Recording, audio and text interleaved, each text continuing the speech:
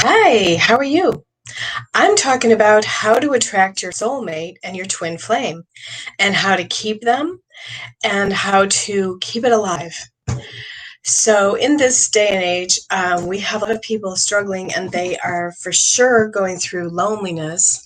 And I'm a psychic medium, and I'm going to be taking your questions afterwards and adding a little bit of an extra bonus if you join me, and you'll get a free message from Spirit, how to get your loved one to come to you, your soulmate, and how to attract them and attract the law of vibration to bring them to you. So, first of all, I want to talk to you about several things, and I have some things written down on a piece of paper because um, I have things that I wanted to tell you about soulmate. So, our twin flames and soulmates, what is the difference? A twin flame is a person that comes into your life and they're very exciting to you, and you pal around with them for a long time. They remind you a lot of yourself. They're like the twin part of you. So they might even look like you, resemble you. Sometimes, to me, a twin flame is like a brotherly kind of feeling at first, and then it turns into morphs into something later. A soulmate, to me, is somebody that starts out really fast in your life. The relationship goes really, really fast. It starts out with huge chemistry, and then you end up marrying them and then living with them and paying the bills with them. But I think that we can have both. I think that twin flames can be separate, and they're more our, passion, desire. Our soulmate is a person that, so I'm going to wait for some people to come and join me in here, but the how what to get out of this video today is learning how to bring your soulmate in and then keep them. So say you meet somebody and you really feel electrified, and you're very excited about them, and you start to get the butterflies in your stomach and everything, and you feel like your heart is pumping, and you can't wait to see that person. You can't wait to be with them. You can't wait to have amazing love-making session with them and sex and everything else. And you start fantasizing in the future about what it's going to be like. You want that person to make a commitment to you. You want to walk down the aisle with that person, or you want to cohabitate with them, live with them. And you start to think really fast already before the relationship is even that close of a friend. So then you're kind of having a fantasy illusion thing of getting to know a perfect stranger. And then you might end up in bed with them right away. But what happens with that is, if it happens too fast, the relationship could fall apart, or it could have problems emotionally later down the line. Or you might think, oh, wow, this partner is not really what I was looking for, like 15 or 20 years later. You could be in the relationship, you could be married. I'm clairaudient, so I just heard my spirit say the icing on the cake, meaning you already have the icing on the cake, you already have the wedding cake planned, everything. And then you marry what you think is your soulmate, and then you change, because soulmates do change after quite a while. You might not be the same when you're 30 versus when you're late in your middle 40s, or even in your older years when you're 60. So how I suggest bringing in your soulmate is, meet them. Possibly, even a dating app could work, because I've seen this work for people. But definitely get to know them first before you end up in the bedroom together, because what happens is that kind of puts that whole thing about, here's what a great teacher told me once: friends are the highest form of lovers. So if you can be friends with somebody for a long time, that's really the highest form of lovers. So then you're going to definitely attract your twin flame. So, I haven't gone live for a while, and I thought I'd start with this subject matter because I know that everybody out there, there's a lot of lonely people out there right now, and especially because of what they had to go through in the quarantine. My spirit name is Lady Butterfly, and I was named at a Native American ceremony. And I've been through a lot of years of dating and messing up and not, you know, or being with somebody, but then realizing, hey, why did I fall for a smoker when I was attracted to him chemistry wise and all other ways? But then I learned like, oh, why did I marry a smoker?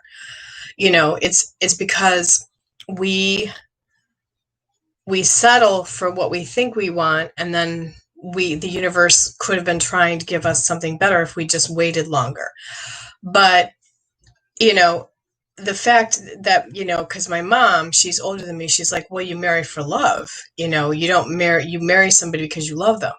Well, I feel that love is illusionary, because we can have a certain feeling and we think it's love, but really I think there's a book called Love is a Decision, and you decide to love the person that you feel has the same interests as you, the same hobbies as you, likes your friends, wants to hang around with you, wants to spend a lot of time with you, um, and doesn't do the same type of things to their body, or does the same things to their body that you do with your body. Like, if you're healthy, if you're active, you're eating, raw foods diet, vegan, or you're eating really high healthy foods and you work out, then you like to marry the type of person that likes the same things as you, not like a smoker and a drinker. Or if you're sober, you don't want to marry a smoker or a drinker, period.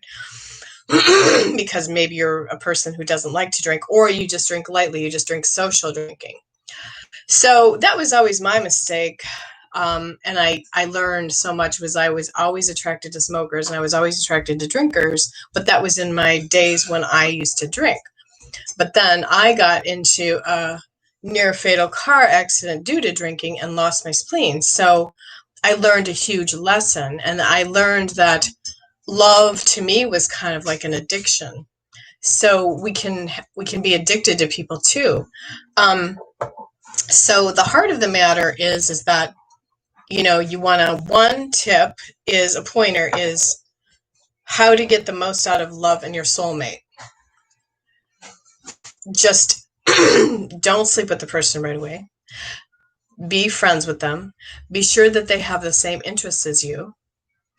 And be sure that they are the type of person that is really compatible to you.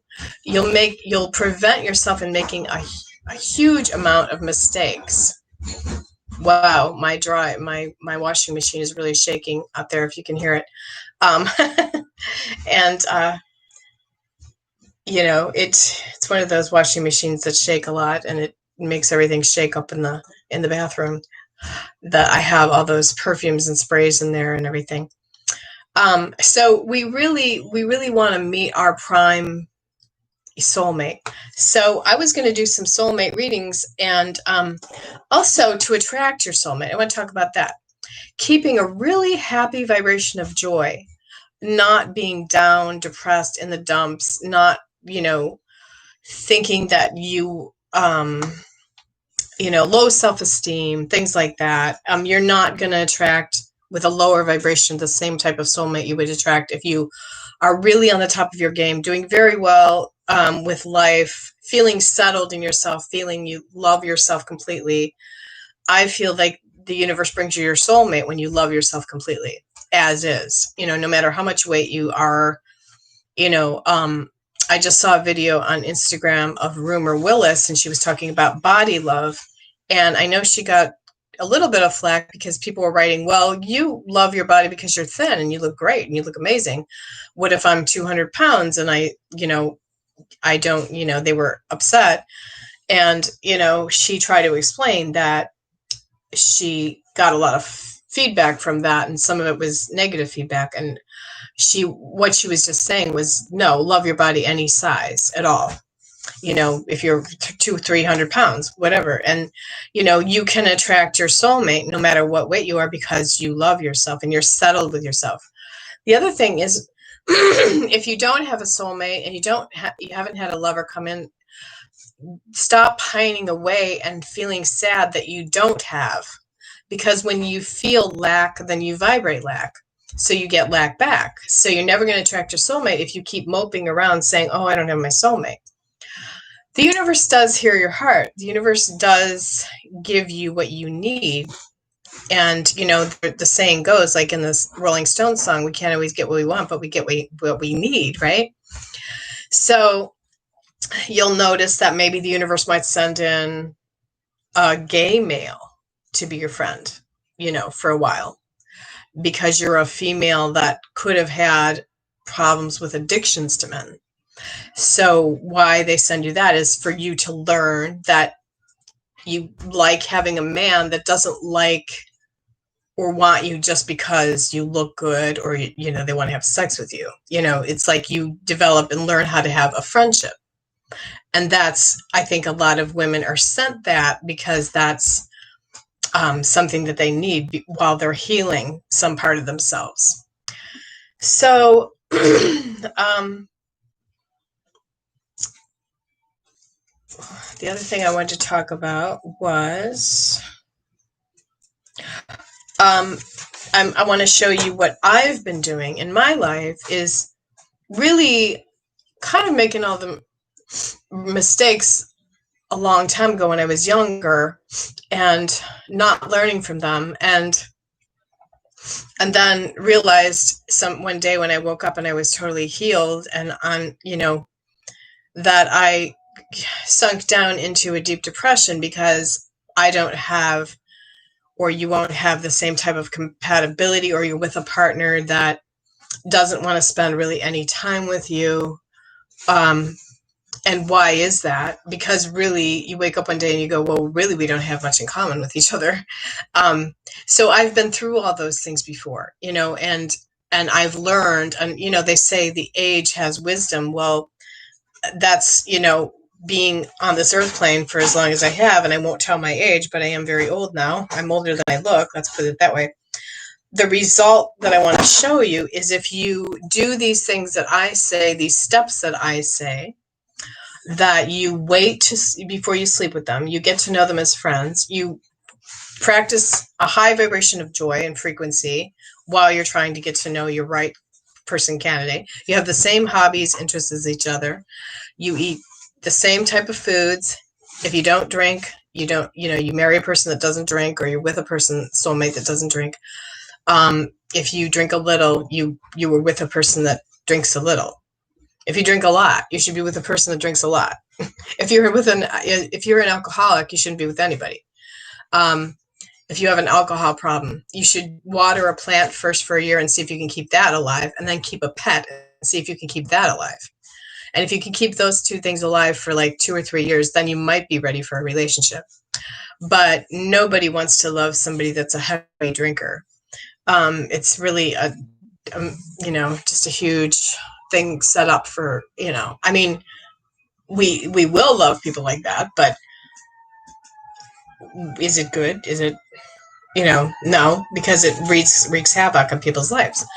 So I have the cards with me, the tarot cards, and those of you who have joined me, because I do see 2 people on here, you can type in questions, I believe.